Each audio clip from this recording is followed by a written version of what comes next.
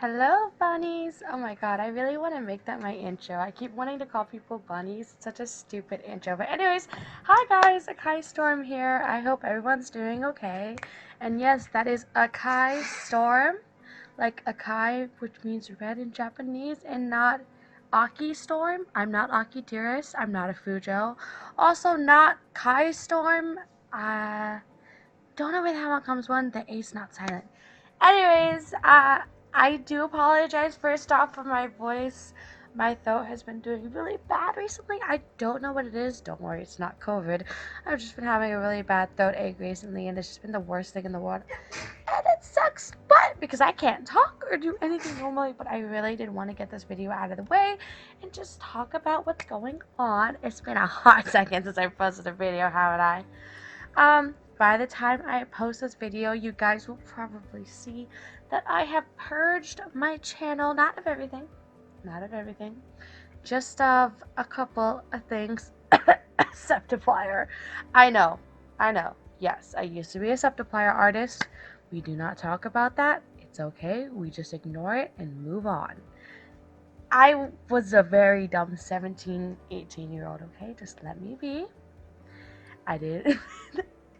I was a little jerk who didn't realize it was weird, but you know what? Just be like that sometimes. We've moved past that. I'm quite a bit older now.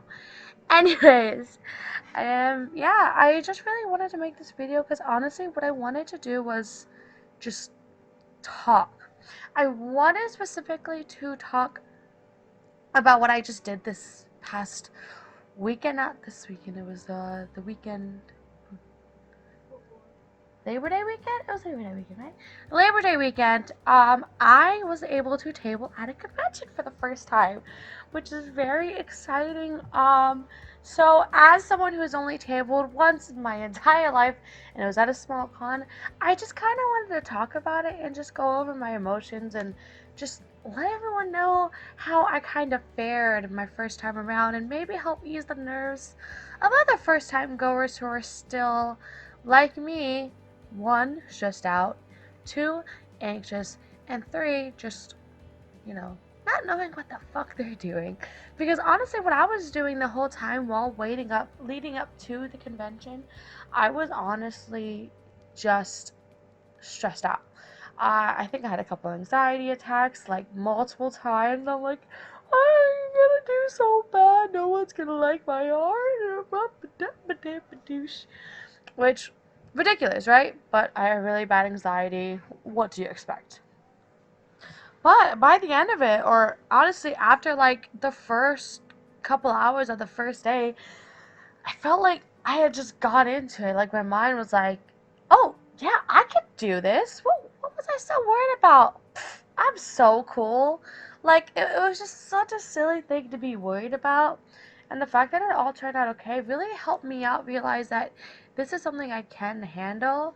And I'll be honest, I think the one thing that really helped me with hyping myself up leading up to the event, all I did was go on YouTube, which if you're watching this video right now, you're on YouTube, and watched videos of doing your first artist alley table, what to prepare for artist alley tables, and that's all I watched for like, I believe, an entire week, I want to say, which is fucking ridiculous, but I have a lot of anxiety, okay? Just be like that. Anyways, I just wanted to go a little bit over about what's going on with everybody. So, just as me, a little tips for myself and others who might be interested in possibly going to conventions and starting for the first time. I'm not the most experienced person. I'm gonna say that right now. Don't take what I have as gospel or super big advice. This is just what I took it and really helped me out, because what I was able to do, I was able to break even on my table, the food I bought at the convention, the transportation I paid for to the convention, and I made more than that. So from what I learned from other artists in the alley, they said you're not gonna break even 100% on your first convention. It's just literally impossible because you have to pay for all your supplies, you have to pay for your displays, you have to pay for the tables and everything for the first time. So essentially what I learned from them is you're not going to break 100% even on the first time, but what I was told is that as long as you break even on your travel, on your food, and on the table costs on your first time, just those 3 basic things, you're successful at your first ever convention, baby, and you should probably keep definitely going. People were honestly really nice to me, and it was really shocking because I just feel like I've put so much effort into my art for all this time and looked down on myself that when people were like, yeah, your art's really good, and when I told people I was tabling for the first time, they were like, "Oh my gosh, I'm so shocked! You're doing such a good job. You're talking and you're doing amazing." And I just remember being like a little mess, being like, "Thank you. I don't know what I'm doing. I'm just." I feel like something that helped me a little bit was being in a customer service job. I do have a customer service job as my daily job, so I do understand how to talk with people on a conversational basis in regards to customers. But because it's also an anime convention, which anime is my hyperfixation, video games are my hyperfixation, when I have something to talk about with customers, I can talk and talk and talk and talk and be absolutely obnoxious, by the way, in case you can't tell, and just have a lot of fun with what I do. And it's a really fun thing about being an artist and working at a table for the first time is that you really just it all comes naturally, especially when it's something that you're so into. Like if you're into something, the people who come to your table, the people you talk to, they can tell that you're into it. They can tell you like what you're doing. They can tell you like your own art, especially by the way you present yourself. So let me get a little bit into the tips and the facts about what I got from other people and what I learned from my first ever table experience. And I do plan on updating this in the future once I get a little bit more cons under my utility belt. But I just wanted to go ahead and make a nice little video just to talk about what I do know at this point. So once I do get to that point where I'm like, oh, I'm a veteran, I've done so many tables, so many cons, I can look back at this video and be like, damn, look at my little baby self being dumb. And look at them go. Because honestly, I think I'm just proud of myself. Genuinely. Um, so let's talk about it. So first off, I know everyone has already touched this a million times if you're watching people. If you're like me and just watching a little people make con blogs or talk about things you need, people are absolutely right that beforehand you do need to set up on your table. You need to learn how to set up the display pieces you buy first before you get to the convention, because I'm gonna be honest, I heard that advice and I was like, I'm not gonna do that. I mean, I can just wing it the day I'm there, and I'm gonna say I wish I didn't wing it the day that I was there, because one, I didn't know how to put together the little fancy grid set I got. The grid set is actually a very useful tool. A lot of artists use it. It is very beneficial. It was very fun, and it was kind of easy to put together, but it also wasn't. Let me put it this way.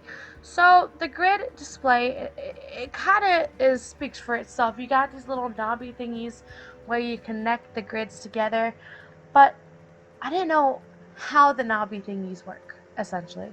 So I kind of just looked like an idiot because I was trying to figure it out there the day of, which didn't really matter. Our setup started at 7 and the tables, the artist alley didn't open until 12, so I ended up having a lot more time than I know what to do with because I didn't spend the entire time working on it, which was actually quite surprising. But that's just something you'll learn too, that a lot of times when you set up early, you're not gonna spend the whole time just doing what just setting up, but and you might just be sitting there waiting for it to open, which is also fine, but you should take that time to hype yourself up, to psych yourself up, to be talking to people all day. And if you're like me, you're an introvert, you have to be ready to just talk and call people over to your table. And I'm going on a tangent, but seriously, I genuinely do think you should practice your setup display, learn how to put together the pieces you find. What was good for me, I ended up just using the grid display. I didn't really have any other display because I didn't think about it. Oh, no, I did. I had a jewelry thing. Though, you know, like one of those carousel jewelry things where you can put things on, jewelry on it and it spins. I had that and I put my charms on it. I'm just gonna put that as a little tip out there. If that seems cool, if you want people to be able to interact and touch your table, which I know might seem a little scary and weird with COVID and all that stuff, so if you're worried about that, then don't bother with this part of the advice. But maybe put something that's interactable on the table. It's very nice. People like being able to move the carousel. People liked being able to touch my little felt pillows because I brought Demon Slayer pillows. People liked being able to interact with the table. But practice your display. Give your customers something to maybe touch or like interact with because it keeps their attention a lot easier than something that they just look at. And that might just be coming from me as someone who is a very hands-on learner, but a lot of artists are like that. A lot of anime fans are like that because we love being hands-on with things. That's why we end up being artists and cosplayers, being able to put our love of an art into a physical, manifestable form. So people who buy from artists usually like that hands-on stuff. Um, and the whole thing about having to psych yourself up. Once your table is up, you are just sitting there and waiting. You are sitting there to psych yourself up and get ready. I'm just gonna put this out there. I don't really know much about big cons yet because I was doing a relatively small convention. I was down here doing MizuCon for this Labor Day weekend. It's not a super big convention.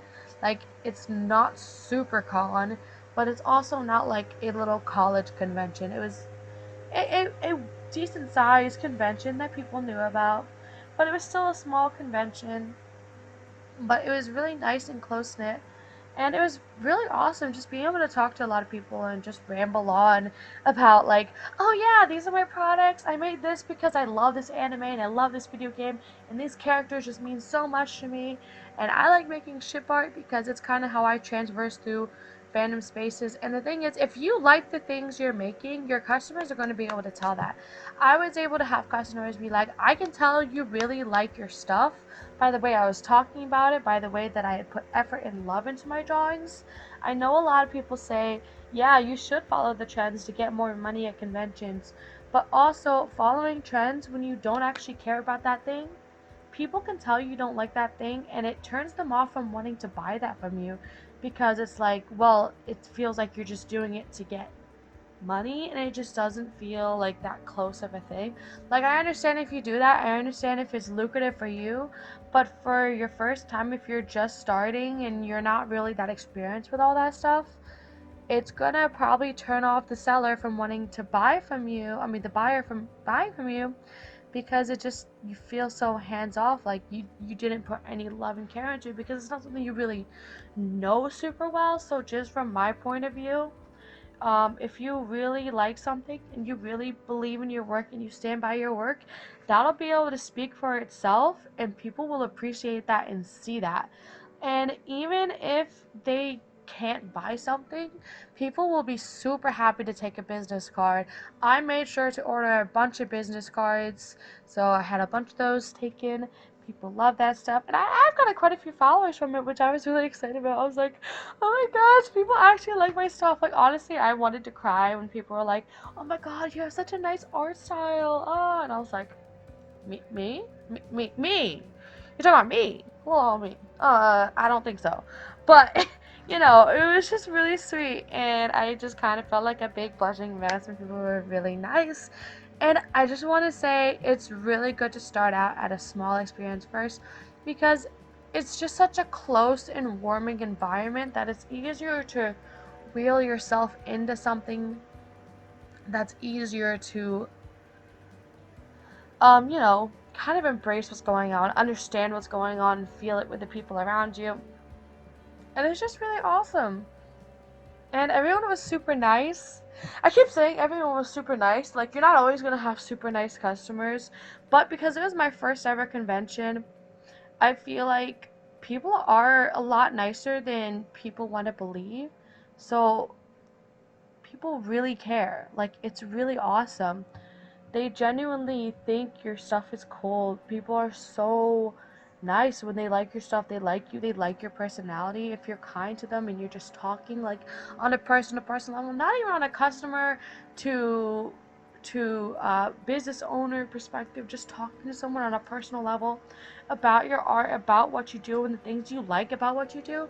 That's so personable, and people love that. And genuinely, it's my favorite thing to do, because I say I'm an introvert all the time, but once I can talk about my animes, once I can talk about my video games, you cannot get me to shut up. I will talk to you about it for hours, and it makes me so happy. It's something I love genuinely to do, and that's one of the things people love about my customer service skills, because I love being personable. So it's really good to have those skills, or at least try to learn them. It's really good before the convention.